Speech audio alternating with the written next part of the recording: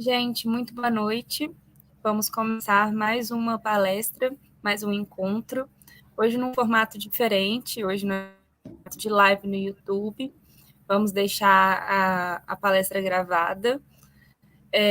Hoje nossa palestra será apresentada pelo William Mariano, que é zootecnista formado pela UFV e ele também é responsável pelo setor de inteligência analítica da Labor Rural.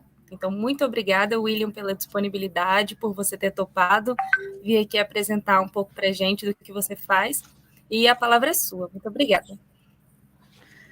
Muito obrigado, Júlia. Boa noite a todos. Primeiramente, eu gostaria de agradecer a oportunidade de estar aqui com vocês, conversando um pouquinho sobre tudo isso que nós vivemos de pecuária de leite, indicadores técnicos, indicadores econômicos, que a gente possa compartilhar experiências nesse momento. É uma satisfação muito grande também voltar, né, a uma reunião do GEPEL depois de tanto tempo, tá? Bom, pessoal, o tema da nossa conversa de hoje é sobre o impacto econômico da migração de semi-confinamento para o compost barn. Mas só que antes da gente falar sobre a migração de um sistema para o outro, a gente precisa conversar um pouco sobre sistemas de produção e desmistificar um pouco as ideias que nós temos sobre sistema de produção. Então, primeiro ponto, né? Qual que é o melhor sistema de produção de leite? Nós temos aí o compost, nós temos freestyle, temos pastejo intensivo, pastejo extensivo, semi-confinamento, confinamento sem estrutura, enfim. Qual que é o melhor sistema de produção? Às vezes a gente fica pensando, né, que existe o melhor sistema, mas na verdade existe o melhor sistema para aquele produtor, para aquele momento, tá? Então, essa é a primeira coisa que a gente precisa desmistificar. Existe o melhor sistema de produção para aquele produtor naquele momento. Então, isso tem que ficar muito claro quando a gente vai pensar em qualquer tipo de ação dentro da atividade leiteira. Só que, e agora, vamos mostrar um pouco sobre o perfil das propriedades do Centro-Sudeste atendidas pela Labor Rural de forma direta ou indireta. Nós temos hoje um contato com centenas de fazendas espalhadas pelo Brasil, e esse recorte é um recorte das fazendas do Centro-Sudeste. Tá? O que nós temos hoje? 54% das propriedades têm um sistema de semi-confinamento, que seria aquele sistema onde o gado, em ao menos uma parte do ano, recebe dieta fechada no coxo, e em outra parte do ano tem esse acesso à pastagem. Tá? Temos em segundo colocado um confinado sem estrutura, que é o quê? Aquele confinamento que os animais recebem dieta fechada no coxo 100% do tempo do ano, porém não tem uma estrutura definida como um compost, como um freestyle. Depois nós temos propriedades de compost, propriedades de pastejo intensivo e, por fim, propriedades de freestyle. E aí, primeiro ponto, a gente às vezes fica pensando, né? Para ganhar dinheiro, será que de fato a gente precisa confinar o gado? Será que quem ganha dinheiro é só quem confina? Vamos entender um pouco sobre isso também. Primeira coisa, todas as análises que a Labor Rural faz, a Labor Rural tem mais de 25 anos de história, trabalhando com gestão técnica e econômica, sobretudo com gado de leite, mas para qualquer cadeia do agronegócio. Em qualquer análise, nós chegamos à seguinte conclusão: sistema de produção não é um fator que interfere no sucesso da propriedade. Região não é um fator determinante para o sucesso da propriedade. Nós temos propriedades de qualquer sistema, em qualquer região, ganhando ou perdendo dinheiro. Tá? Então, primeira coisa, esse gráfico da esquerda, margem líquida. O que é a margem líquida? É o que sobra para o produtor depois que ele cobre todo o custo operacional total. E o que é o custo operacional total? É o somatório dos desembolsos diretos, que é o custo operacional efetivo, mais as depreciações, mais o prolabore, né, o custo da mão de obra familiar. Então, nós temos um saldo positivo igual a zero ou negativo. E olha o que o gráfico da esquerda nos mostra. William, sua apresentação não está aparecendo. Ela está parada. Não? Agora passou, mas não está em tela cheia, não. Está ficando a tela do PowerPoint. E agora? Continua sem estar em tela cheia.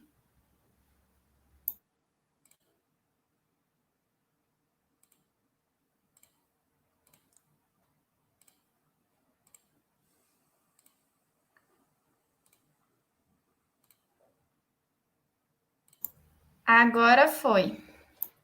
Ótimo. Então, voltando, pessoal.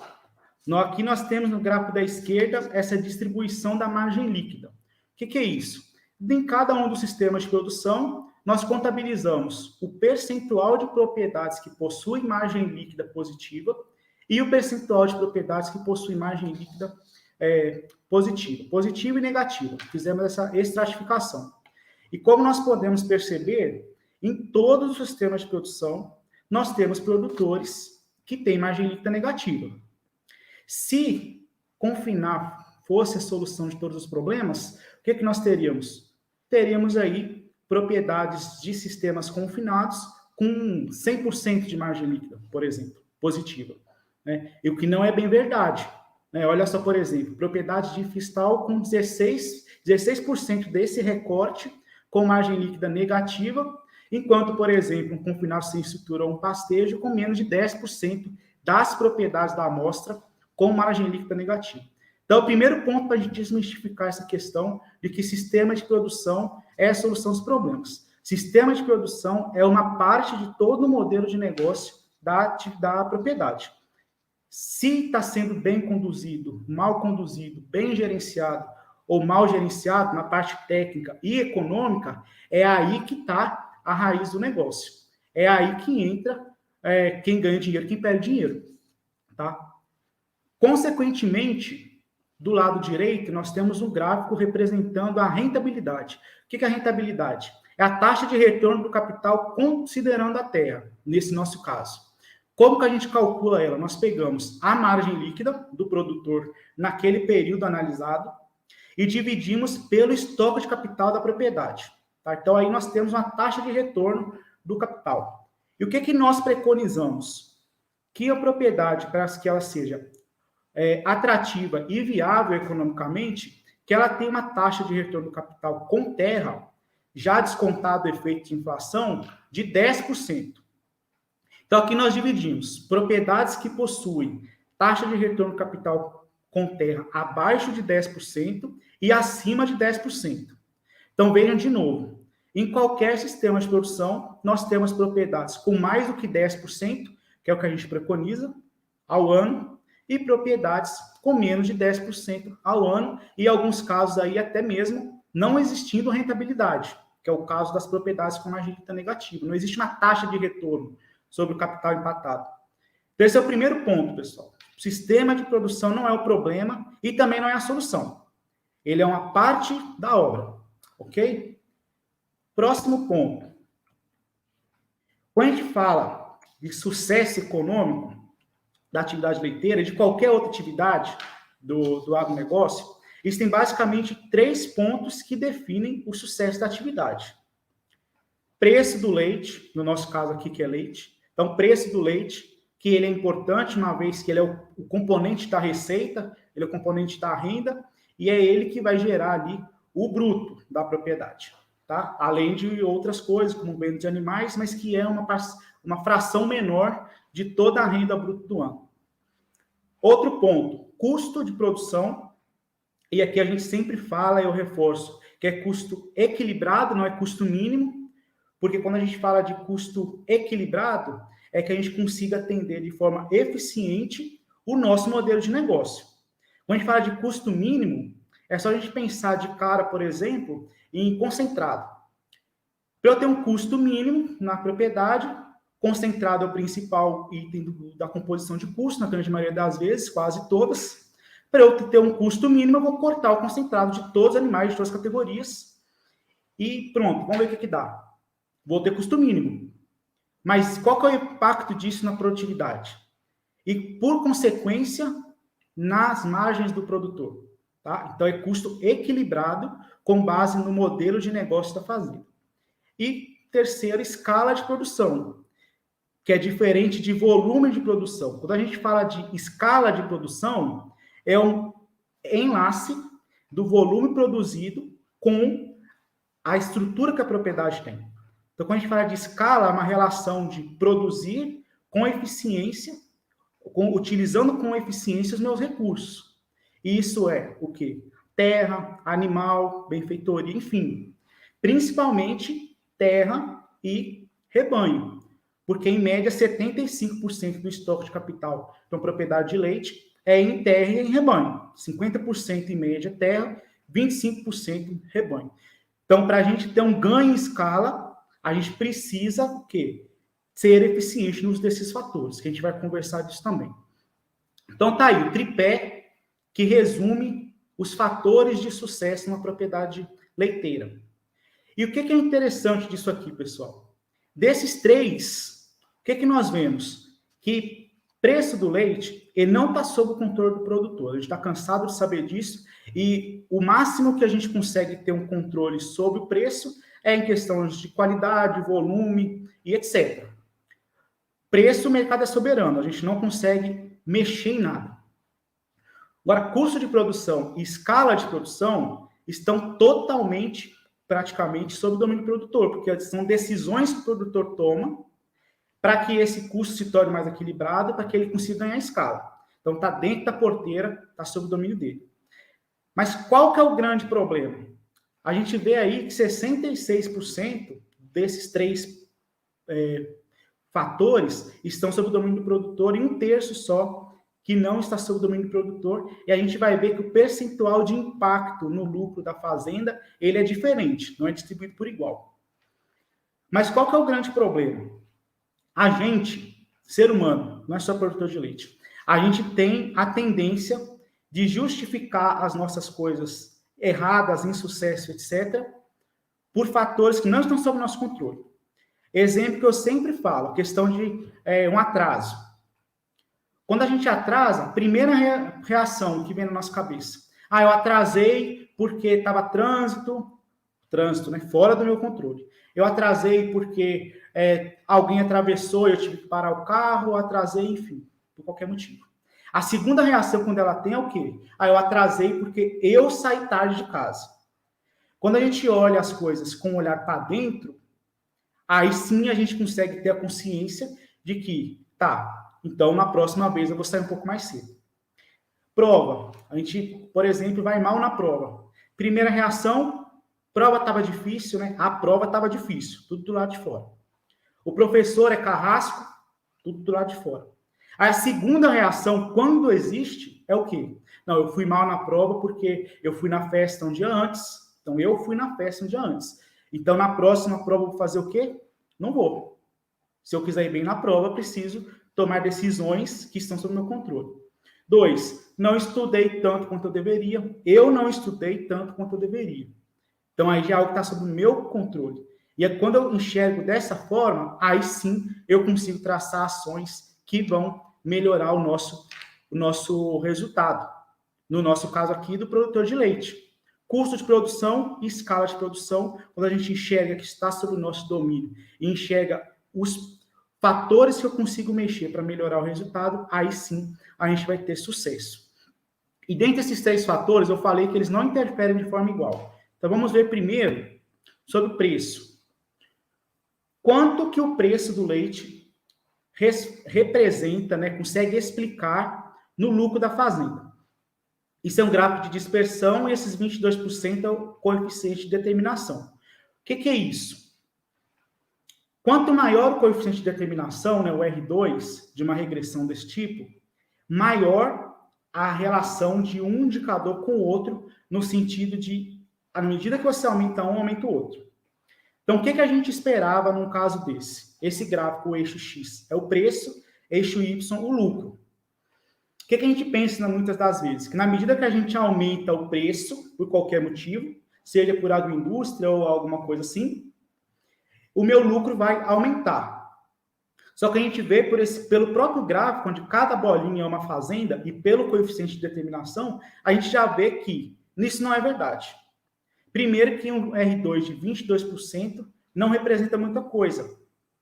E segundo, pelas próprias dispersão dos dados. Quando a gente olha, por exemplo, na linha do preço, na reta vertical do preço de 2,30, olha a quantidade de fazendas que nós temos acima do eixo X, ou seja, com lucro, tendo lucro, e abaixo do eixo X também algumas fazendas tendo prejuízo. Agora, quando a gente olha mais para a esquerda, na linha onde o preço é 2,10, olha a quantidade de fazendas que nós temos abaixo do eixo X, recebendo os mesmos 2,10 e tomando prejuízo, e a quantidade de fazendas que nós temos acima do eixo X, recebendo os mesmos 2,10 e tendo lucro. Tá? Então, não existe uma relação direta entre aumentar preço, aumenta o lucro. Segundo ponto, a questão da escala. Né? Produzir com eficiência. Aumentar a escala de produção, obter ganho em escala. Quando a gente olha essa relação, né, dessa produção de leite com eficiência e o lucro, nesse caso, o eixo X é a produção de leite e o eixo Y, lucro, a gente já vê um R2 de 73%, um coeficiente de determinação de 73%. Tá? O que isso nos mostra? Um potencial de explicação muito maior do que quando a gente olha o preço. 73%, né? 3 vezes mais do que mais do que 3 vezes do que o potencial de explicação do preço em cima do lucro. Então, o que a gente já começa a poder falar? Que na medida que existe ganho em escala, existe a melhoria do lucro da fazenda. Terceiro ponto, o custo. Olha como que fica o gráfico quando a gente fala de uma relação de custo com lucro. Eixo X, custo. Eixo Y, o lucro. Olha como existe um comportamento muito claro dessas fazendas. Cada bolinha é uma fazenda. E um R2 de 84%. Explica muito. Então, existe um comportamento de que, na medida que existe um custo mais equilibrado, exista um melhor lucro para a fazenda. Tá? Isso fica claro, e é uma coisa que a gente, como consultor, estudante, que é consultor em formação, a gente precisa ter isso muito claro na cabeça. Que o que determina o sucesso do produtor é, de fato, o custo. A gente vai ver isso lá no sistema, lá na migração do sistema. E aqui, de novo, para a gente desmistificar ainda mais a questão de sistemas. Do lado esquerdo, a gente tem uma análise dos quadrantes. O que é isso? Cada bolinha, de novo, é uma fazenda. E nós temos, no eixo Y, a eficiência da fazenda, ou seja, quanto que ela consegue ser eficiente em converter os seus fatores de produção em renda e margem. E no eixo X, a taxa de remuneração do capital com terra, ou seja, a rentabilidade. Essa linha que cruza são as medianas. Então, nós temos 4 quadrantes. Nós temos as fazendas que são eficientes e altamente rentáveis, que são eficientes, mas não conseguem ter boa rentabilidade. Nós temos as fazendas que não são eficientes, não conseguem ter boa rentabilidade. E as fazendas que são rentáveis, mas com baixa eficiência, ou seja, poderiam ser ainda mais rentáveis. O que a gente consegue ver com esse gráfico? Nos casos do sistema semi-confinado. Olha como existe uma distribuição muito clara. Se o semi-confinado fosse o problema, por exemplo, nós teríamos apenas fazendas ineficientes e não rentáveis, por exemplo. E quando a gente olha os resultados das fazendas, que é do lado direito, e a gente chama dessas fazendas que são rentáveis e eficientes e superiores, as fazendas que são ineficientes e não rentáveis de inferiores, o que a gente vê? Uma diferença muito clara em termos de indicadores técnicos, por exemplo, vaca lactação total de rebanho, que é a segunda linha, ou seja, as superiores conseguem ter um equilíbrio de rebanho melhor. Produção por área, que é a quarta linha, que é o quê? É a propriedade conseguir produzir mais e melhor na sua área. Que a gente falou, a área da fazenda, o estoque de capital em terra, é mais da metade, muitas das vezes, do estoque de capital. E, consequentemente, todos os outros indicadores, a gente vê o quanto que os superiores aí do semi-confinamento são melhores que os inferiores. E esse comportamento, pessoal, acontece para qualquer sistema. Olha só agora o confinado sem estrutura. Da mesma forma, temos fazendas rentáveis e eficientes e temos fazendas ineficientes e não rentáveis, por exemplo. Tá? Se, de novo, o confinado sem estrutura fosse o problema, nós não teríamos, por exemplo, fazendas altamente eficientes e altamente rentáveis num confinamento sem estrutura. O que manda é o quê? É o equilíbrio. É as estruturas estarem condizentes com todo o manejo, com a genética, com a nutrição, com o conforto, ter um casamento ali de tudo isso, tá? E olha só, de novo, o mesmo comportamento. Produção por área, muito maior nos superiores. Custo, muito mais equilibrado nos superiores. Margem líquida por litro. Então, quanto os produtores ganham por litro de leite, né? Quanto sobra após pagar o desbolso direto de depreciação e prolabore. Muito maior nas superiores e assim sucessivamente. Compost. Aí o compost. Temos propriedade de compost em qualquer quadrante. Se o compost fosse a solução, nós teremos somente fazendas superiores que são eficientes e altamente rentáveis. Então, de novo, o mesmo comportamento entre superiores e inferiores nesse sistema de produção. No pastejo intensivo, nós também temos fazendas em qualquer um dos estratos e no freestyle também temos fazendas em qualquer um dos estratos. E agora aqui colocando, pessoal, um do lado do outro. Compost, freestyle, confinado sem estrutura e sem confinamento. O joinha para baixo, vermelho, representa o quê? As fazendas inferiores. O joinha para cima, as fazendas superiores. Então, vejam que, independente do sistema de produção, existe o quê? Melhores resultados para quem é superior ali. Então, vejam, por exemplo, produção por hectare, a grande diferença, que é o principal indicador técnico quando a gente vai avaliar os indicadores da propriedade. A diferença em termos de estrutura de rebanho, que é extremamente importante, porque quem paga a conta da fazenda, majoritariamente, é a vaca de leite. Olha só, o penúltimo indicador. Propriedades com melhores resultados são aquelas que estão como superiores. Agora, olhando para o econômico. Primeira linha, custo fixo. O que é o custo fixo, pessoal? É o somatório, para nós, do prolabore do produtor, a depreciação e o custo de oportunidade de capital. Então, na metodologia que a gente trabalha é dessa forma. E esse é um custo que não varia, o somatório do ano. Então, como que eu vou conseguir reduzir, entre aspas, esse custo? Vou reduzir diluindo ele por litro de leite. Então, se eu consigo produzir mais com a minha mesma estrutura, logicamente, se é um somatório que não muda no ano, a não ser que aconteça algum tipo de investimento, se eu conseguir produzir mais e melhor com essa estrutura, eu vou diluir isso por litro. Então, veja como o custo fixo por litro de leite das fazendas superiores é melhor que das fazendas inferiores. E por que isso é importante, pessoal? Independente do sistema, inclusive o que a gente vai ver aqui, que é a migração de um sistema para o outro, a gente precisa ter atenção para os custos fixos. Porque muitas das vezes os produtores ficam muito atentos ao desembolso direto, é o que sai do dinheiro do bolso dele, o dinheiro que sai do bolso dele para comprar concentrado, para pagar mão de obra, para pagar energia elétrica, comprar adubo. Isso aqui é um custo indireto.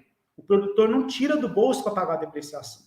Ele não tira do bolso para cobrir o custo de oportunidade de capital. Ele vai sentir isso no médio e longo prazo de outras maneiras. É o sucateamento da propriedade. É ele observar que poderia estar ganhando mais dinheiro se tivesse investido em outro negócio, e etc. E é um volume considerável. Vejam só, compost. As inferiores, 27 centavos por litro de leite, que muitas das vezes é negligenciado nas inferiores. Tá? Segundo indicador, reais por litro dia, que é o quê?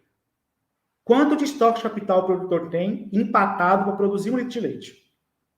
É um outro indicador que mede a eficiência da fazenda em converter sua estrutura em leite, tá? Em renda, aqui não está falando de margem, é em leite.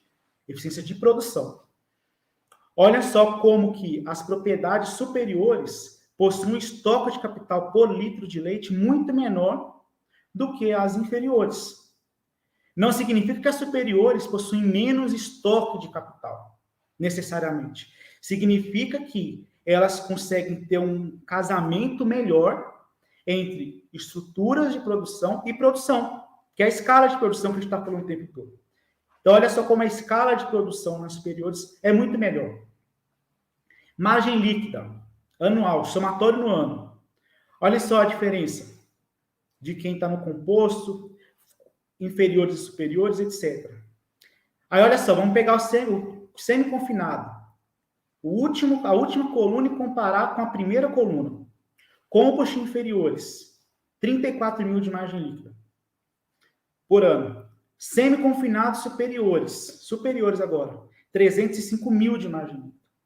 Tá? Olha a rentabilidade. Semi-confinado, superiores, 15%. Compost inferiores, 1%. Então, de novo, mostrando aí, não é o sistema que dita o sucesso da propriedade. Agora, a gente já desmistificou essa questão do sistema, já desmistificamos as questões econômicas por trás disso.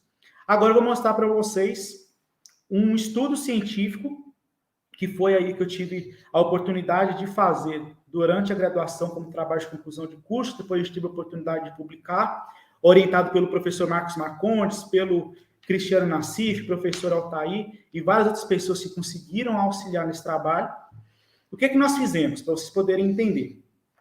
Nós escolhemos 18 propriedades de uma mesma região, com um perfil bastante parecido, em termos de grau de sangue, em termos de volume e várias questões. E dessas 18 propriedades, elas tinham o grau de sangue em torno de 7/8 holandês de, e são propriedades que já tinham assistência técnica há algum tempo, tá? Dessas 18 propriedades, no ano 0, tinham as 18 propriedades.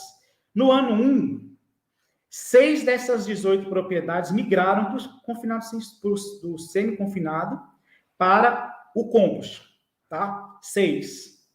Aí a gente olha e fala, poxa, parece pouco, mas é muito difícil a gente conseguir fazer um estudo com uma amostra homogênea no sentido de migração e a gente consiga implantações de composto na mesma época, propriedade de perfil semelhante e etc.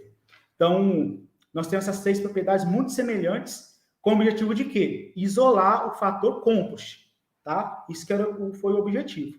Isolar o fator compost, uma vez que elas eram iguais no ano 0, 18 propriedades. Dessas propriedades que migraram para o compost, elas não migraram 100% dos animais, em torno de 75% dos animais que foram para o galpão. Tá? Os demais continuaram, isso no ano 0, os demais, em média, continuaram no confinado sem estrutura ou no semi-confinamento. Então, nós mantivemos as propriedades de controle, são essas 12, e nós avaliamos 3 anos de dados. Nós pegamos o ano 0, todo mundo igual, pegamos o ano 1, que temos 12 semi-confinadas e 6 que foram para composto, então estão em migração do sistema, e temos o ano 2, aqui no caso, ano 1, 2 e 3, o ano 3, que é o quê? Já é o primeiro ano completo de compost das 6 fazendas, e as 12 continuaram semi-confinado, tá? Implantação muito parecida na mesma época, e nós selecionamos alguns indicadores técnicos e econômicos para avaliar dessas propriedades, tá? Então, nós saímos dessas propriedades com esse sistema semi-confinado, que essa foto está representando, para um sistema de compost, tá? Para poder ver. Será que a gente consegue ter, de fato, melhorias econômicas por conta do composto? Será que algumas coisas que a gente consegue ver na literatura, será que elas se casam quando a gente coloca tudo isso no mesmo balaio? A gente tem muitos estudos, hoje já avançou muito, isso foi em 2018. Mas, às vezes, muitos estudos muito pontuais. Aqui a gente conseguiu misturar tudo no mesmo estudo, tá? 38 indicadores técnicos, indicadores econômicos e indicadores simulados, que eu vou mostrar para vocês, que é a margem líquida provável desses produtores e o risco, bem como o tempo de pagamento do investimento. Então, até aí, como que nós fizemos a análise, então, estatística? Primeiro fator que nós avaliamos, fator sistema, que é o quê? Avaliamos os resultados das fazendas de compost, comparando com os resultados das fazendas controle, que são fazendas que se mantiveram sem confinamento. Também testamos o efeito de ano, que é o quê? Pode ser que algum resultado melhorou em função do ano, não em função do sistema ou algo assim. Então, nós avaliamos o efeito de ano nessas propriedades e, por fim, testamos a interação entre os dois fatores. Tá? Então, é testar de forma isolada o composto no ano 1, com o controle no ano 1 e assim sucessivamente. Tá? Então, foram esses 3 efeitos testados e eu vou mostrar para vocês o que nós obtivemos de resultado. Primeira coisa, de todos aqueles 38 indicadores, nós tivemos interação significativa estatística em 6, que são os 6 que eu vou mostrar para vocês. Os demais, houve algum aumento, houve alguma mudança, porém, não foi em função da interação sistema e ano. Porque a gente queria avaliar a interação sistema e ano. Então, o quê? É a fazenda sair de semi-confinado e no outro ano ir para outro sistema. E o que isso acontece? Tá? Então, nesse gráfico, a primeira interação significativa foi o quê? Produção por vaca. Que é o que a gente já está acostumado, está careca de ver nessas melhorias em produtividade, muitas das vezes, né, geradas pelo ganho de conforto e etc., que um compost bem manejado consegue trazer para os animais. Tá? Então, olha só. O que nós temos? Na linha vertical, no eixo Y, produção por vaca em lactação, e no eixo X, o ano. E a linha pontilhada, para todos os gráficos, pessoal, vai ser o quê? O compost. E a linha contínua, o grupo controle. Então, a gente vê o quê? Que não teve, o grupo controle se manteve com a produção em torno de 18 litros. Enquanto o grupo que migrou para o compost conseguiu aumentar de forma significativa a sua produção por vaca. Então, a gente consegue afirmar que a produção, de fato, melhorou em função do compost. Tá? Não teve influência de compras, porque os animais, praticamente não teve compra de animais no período. E aqui, nesse exemplo, a média de todo o rebanho do compost foi um aumento de 3,2 litros. Mas teve fazenda que aumentou 5 litros por vaca, até mais. Tá? Aumento já no ano 1, então a gente vê claramente esse comportamento de aumento da produção por vaca. E a gente vai ver, pessoal, como que isso está enlaçado com tudo para frente. Não vai dar tempo de mostrar, mas quem tiver curiosidade, eu posso entregar depois o TCC ou o artigo que for. Tem outras análises que não vai dar tempo de mostrar aqui, que é a análise de agrupamento, análise de perfil, análise de as correlações de indicadores, e a produção por vaca altamente correlacionada com muitos indicadores técnicos e econômicos. Tá? Segundo aqui, produção por área. Olha só, linha contínua, controle, manteve semi-confinado. Linha pontilhada, compost. Olha o aumento de produção por área em função do compost. E por que isso é importante, pessoal?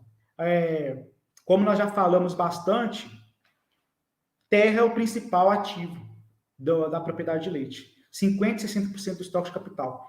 E como que a gente é eficiente no uso da terra? Produzindo mais por área, mais leite por área. Então, essas propriedades, muito em função de um ganho expressivo em produtividade do rebanho, mantendo a mesma área, teve um ganho expressivo e significativo em produção por área. Olha só, o gráfico mostra isso claramente. Então, já está aí.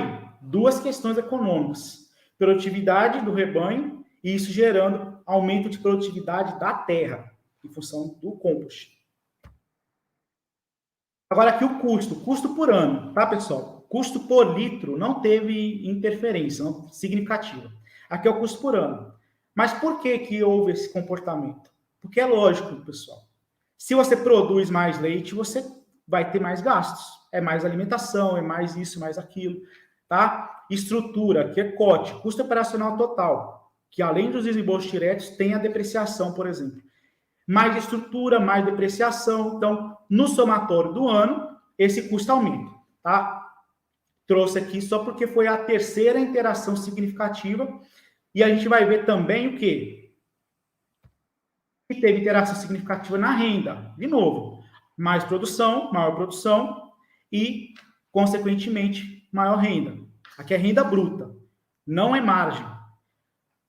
Para margem, houve uma tendência de melhoria da margem líquida já no primeiro ano. Então, assim, já no primeiro ano, as fazendas conseguiram aumentar a sua renda mais do que proporcional ao seu aumento de custo, consequentemente, maior margem proporcional, tá? Então, de novo, nesse caso, para essas fazendas, o compost conseguiu melhorar esses resultados. Quarto fator, taxa de giro do estoque de capital. O que é isso?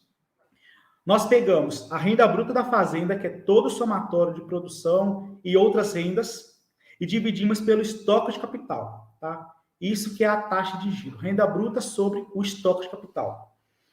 E aí, às vezes a gente pensa, mas como que aumentou a taxa de giro se aumentou o estoque de capital? Então, de novo, aumentou o estoque, na época, foi em torno de R$4.000 a mais por vaca, porque foi a implantação do composto. Hoje, se trazer esse valor para o presente, 6, 7 mil a mais por vaca no composto. E aí, houve um aumento desse galpão, dessas estruturas, que foi um investimento. Mas também houve um aumento de renda que a gente acabou de ver. Então, o que a gente pode concluir, já que aumentou a taxa de giro? O aumento de renda foi mais do que proporcional com o aumento de estoque, tá? Então, teve um ganho de eficiência. Os produtores estão conseguindo girar mais capital com o seu mesmo estoque. E como eu falei, teve interação para a margem. Então, também gerando aí um ganho de eficiência e em retorno econômico no bolso do produtor. Tá certo? E, por fim, o que muitas das vezes pode dar um nó na cabeça é o comportamento do risco para essas propriedades. O que é o risco, pessoal? É a probabilidade do produtor ganhar ou não dinheiro com a atividade. Em resumo, é isso. Nesse caso aqui, a simulação de Monte Carlo, etc., vários modelos por trás, para a gente conseguir estimar o risco de cada propriedade em cada ano, tá?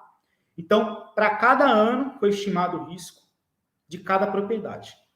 O que a gente vê? Olha só. Linha contínua, controle, semi-confinamento. Houve uma tendência de aumento do risco. Por quê? Isso aqui tem efeito de aumento de custo, etc. Porque se você aumenta o custo e não consegue diluir, por exemplo, seus custos fixos, sua margem é menor, sua probabilidade de ganhar dinheiro nesse cenário ela é menor. Por isso que aumenta o seu risco. Agora, olha o comportamento para a linha pontilhada. Existe uma tendência, aqui no caso, houve uma tendência de aumentar o risco. Porém, por que houve uma tendência de aumentar o risco? Porque houve um aumento desse custo já no primeiro ano, tá? Porém, olha só o que aconteceu em seguida.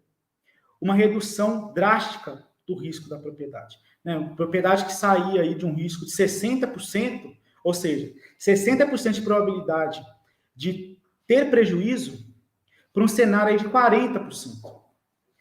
E no ano 1, as propriedades, aqui não teve interação estatística, mas numericamente, na média, as propriedades de compost, elas já tinham um risco, as que foram para o compost, né? Elas já tinham um risco até maior. Elas tinham um custo maior. Tanto é que é uma das hipóteses do motivo de talvez ter levado as fazendas a optarem pelo composto. O que aconteceu?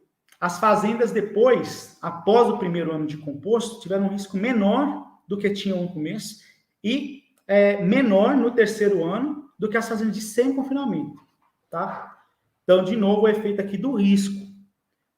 Dá um nó na cabeça, porque se você aumenta a sua estrutura e intensifica a tendência de aumentar o custo, existe uma tendência de você aumentar seu risco.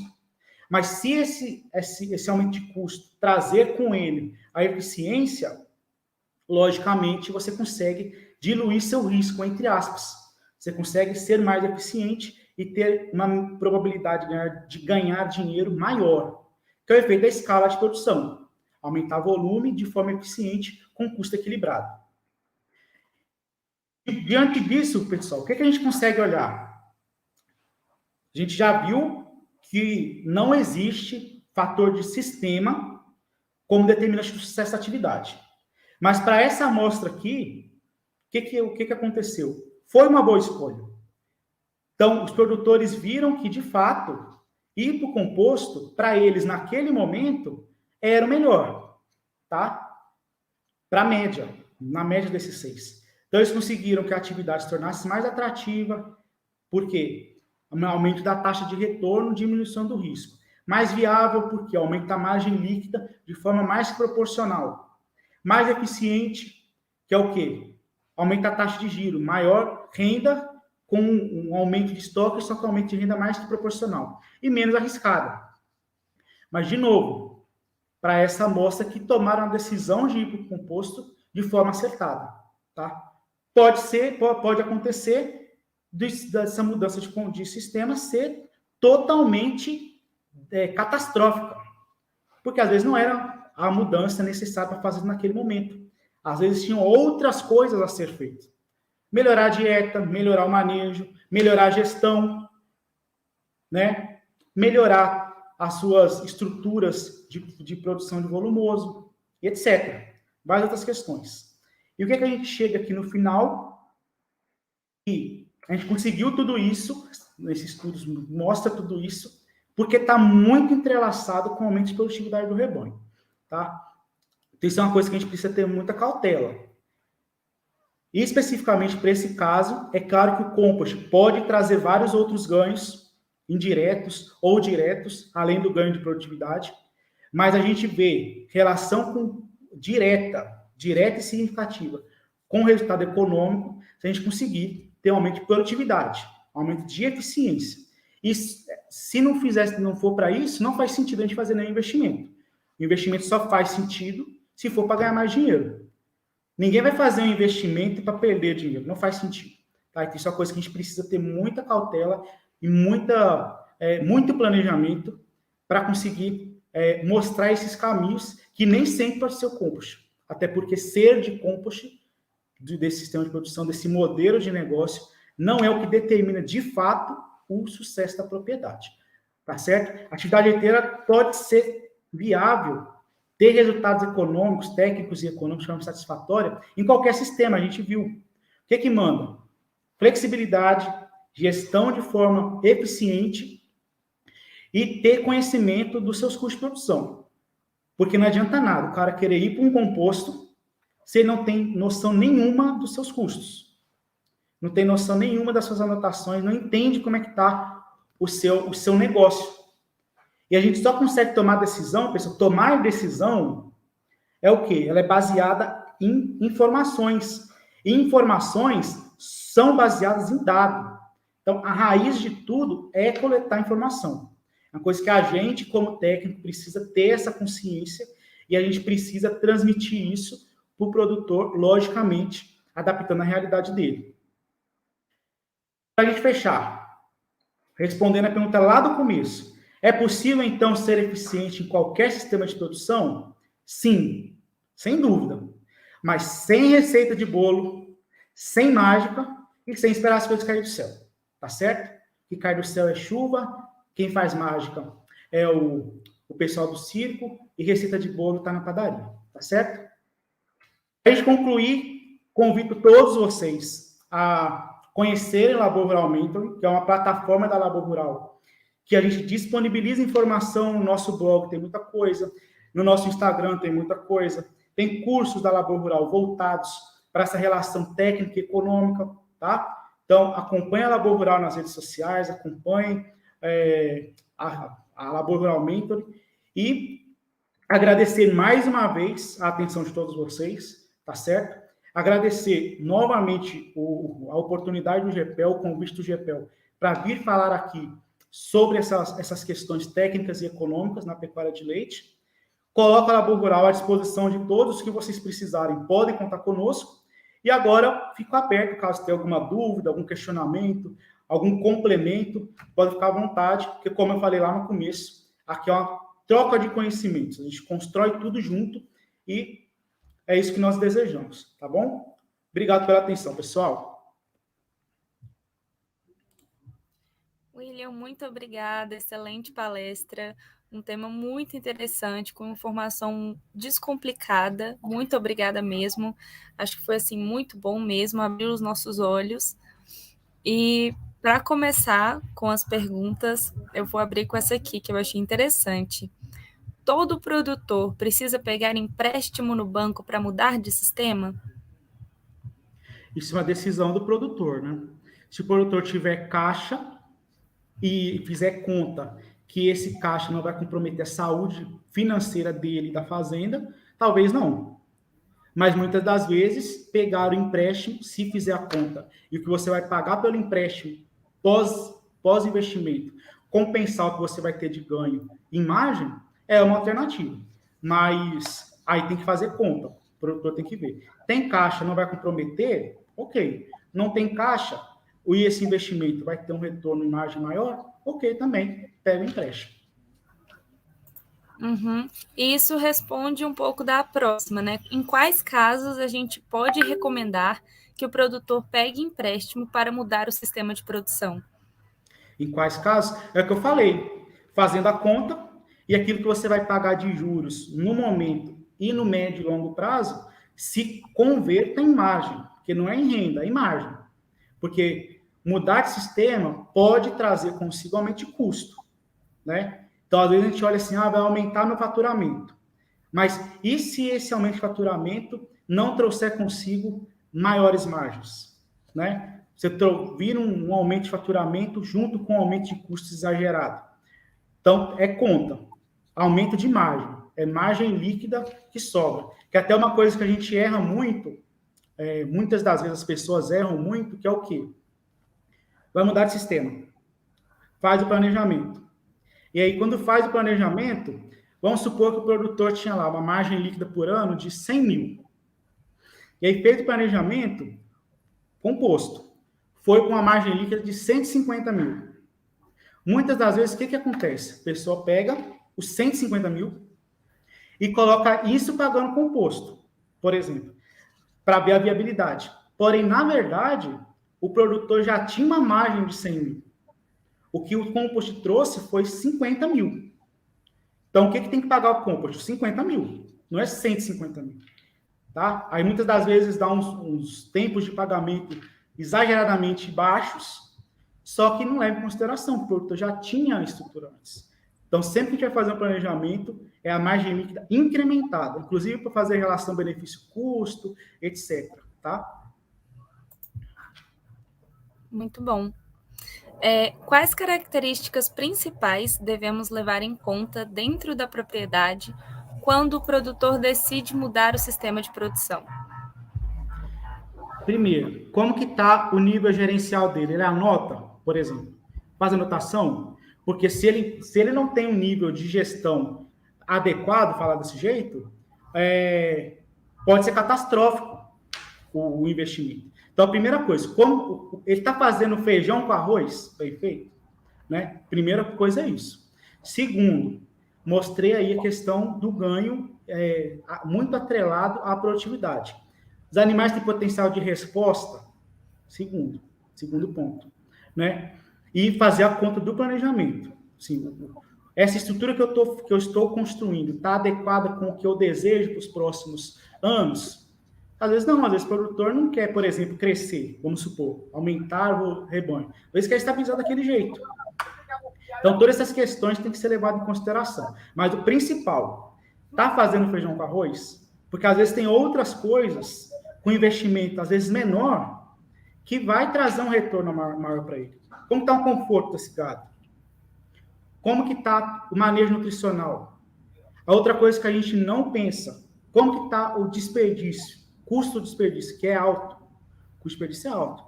Então, assim, são peças que assim, a gente tem que enxergar o composto, por exemplo, como um caminho a ser trilhado. Então, para resumir, é isso. Está fazendo feijão com arroz? Uhum. Bem bacana. Também outra dúvida. Já vi recomendações de técnicos para mudar do sistema extensivo para o freestyle ao invés do compost. Como posso fazer essa conta? Fazer essa conta para comparar se ir para o Se vale composto mais a era. pena ir para o compost ou para o freestyle? Assim, tem gente que é muito de técnico para técnico. Tem gente que prefere muito mais freestyle, tem gente que prefere muito mais o compost. Mas o que tem que ser levado em consideração também, não estou defendendo o compost, porque não existe melhor sistema. Existe melhor sistema para aquele produtor. Mas o que tem que ser levado em consideração também? Outras questões que o compost pode trazer se for bem manejado, certo? Então, é isso aí que tem que ser feito. E outra coisa também, freestyle, de forma geral, o investimento por cabeça tende a ser maior. Tende a ser maior em estrutura e etc. Então, tem que fazer essa conta. Agora, tem produtor que, mesmo fazendo a conta, vai preferir o freestyle. Então, vai melhorar o resultado dele? Ok também. Uhum. O importante é a gente conhecer a propriedade, né? Conhecer a vontade do produtor e ver o que se encaixa melhor, o que é mais plausível, né? Isso aí, exatamente. É aquilo que eu falei, né? O finalzinho. Não tem receita de bolo, não tem mágica no carticel. Só que a gente tem que ter na mente o tempo todo. Sim, exatamente. Gente, mais alguma dúvida? Alguém quer fazer mais algum comentário? Eu vou, nesse meio tempo que o pessoal está pensando aí, eu vou copiar aqui o link das respostas do formulário de presença. Para quem não viu no chat, o GPEL emite certificado para quem tem 75% de presença durante o semestre. Então, ainda dá tempo de obter esse 75%, ganhar certificado. Então, eu vou mandar aí o link para vocês. Um minutinho.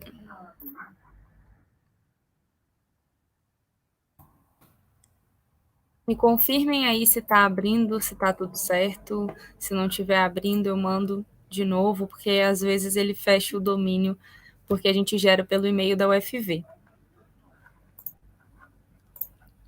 Nesse meio tempo, William, se quiser explicar um pouco mais o que é a Labor Rural, o que ela faz. Claro. Bom, pessoal, a Labor Rural é uma empresa sediada em Viçosa, mas que nós atendemos o Brasil todo, levando inteligência para o negócio. É isso que a Labor faz. Independente de ser gado de leite, gado de corte, ameixa, abacaxi, banana, tudo isso a gente tem projeto hoje, tá? E independente de onde for, se é Minas, Maranhão, Ceará, Labor Rural leva inteligência para o agronegócio por meio de soluções direcionadas. Porque aquilo que eu falei no final da palestra não vale só para sistema de produção, vale para qualquer coisa. Soluções são personalizadas, tá? Então, a gente entende a demanda do cliente, seja ele um produtor específico, grupo de produtores ou agroindústria, e atendemos de forma personalizada, certo?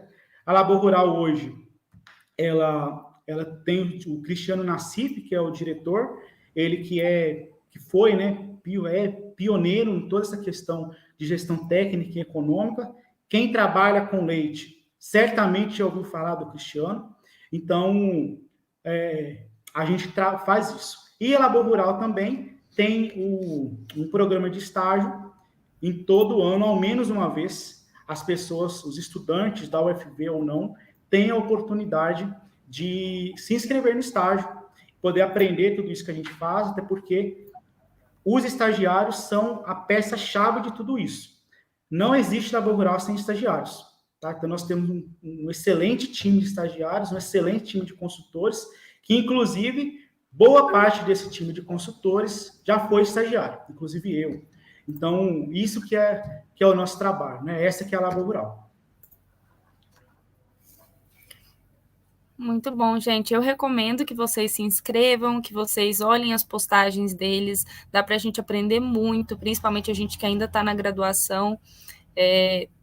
Assim, é bem diferente do que eu vejo em alguns cursos, né, traz muita informação extra, muita informação atualizada a respeito de vários sistemas de produção, como o William falou, então vale muito a pena conferir, inclusive o YouTube deles, que também tem um material muito legal para estudar, para aumentar o conhecimento, para abrir a cabeça, enfim, para a vida mesmo.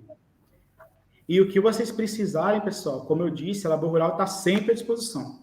Seja outro momento com o GPEL, seja alguma demanda mais específica, o que vocês precisarem, podem contar conosco, que a Labor se sente muito... É uma satisfação muito grande para todos nós estar presente nesses momentos. E é uma coisa que a gente sempre fala, que a gente precisa sempre, né, estreitar esses laços entre academia e empresas. Tá? Então, vocês podem contar conosco, que é um prazer muito grande, uma satisfação poder contribuir. Gente, agora que eu vi, por que não foi? Eu estou copiando o trem da semana passada, perdão. Né? Tinha que agora esse último tá certo, tá bom? Esse link, prometo. Enquanto vocês respondem aí, pessoal, só deixando aí algumas dicas, né? Aproveita ao máximo esse tempo de universidade, tá? E não pensem que vocês vão sair da UFV, né? Viçosa, não sei quem tá aí, e vão deixar de estudar, tá? O estudar é para sempre. O buscar informação é para sempre. Exercitar a visão crítica é para sempre, tá bom? Então, aproveitem ao máximo a academia, aproveitem aos máximos os professores, tá? Que vocês podem ter certeza que tudo que vocês fazem, se vocês fizerem bem feito, vai convergir depois para vocês, tá bom? Exatamente, gente. Conhecimento não é dispensável e o GPEL, eu estou compartilhando o link. Isso, eu estou compartilhando no chat. Vou compartilhar de novo. Porque só está aparecendo para mim, aparentemente. Ô, gente. Negócio assim, desse formulário sempre é uma briga de força no escuro comigo. Vocês me confirmem que esse último foi. Esse formulário, deixa eu testar uma última vez aqui. Agora foi no meu, tá? Esse último foi. Gente, ninguém foi. Oh, Deus.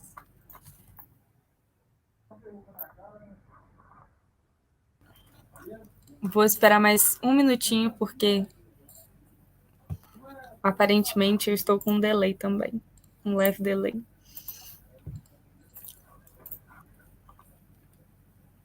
Eu vou fazer isso. Vou adicionar na descrição do vídeo. E se não der, gente, se não der nesse último link que termina com o número 8 aí, segue o baile e fica esse... Olha só, ganharam mais um dia para entrar nas palestras do GPEL com presença, então participem dos próximos encontros, viu? William, muito obrigada mais uma vez. Muito obrigada pela aula, foi muito bacana. Espero que você apareça mais vezes para ensinar coisas para a gente. E, gente, muito obrigada pela presença. Muito obrigada, Labor, por ter ajudado quando deu o nosso probleminha técnico com o YouTube do GPEL. E semana que vem nós já temos encontro programado. Em breve a gente divulga qual vai ser. Mas muito obrigada pela presença e aguardo vocês na semana que vem. Tchau, pessoal. Boa noite e se cuidem. Com Deus.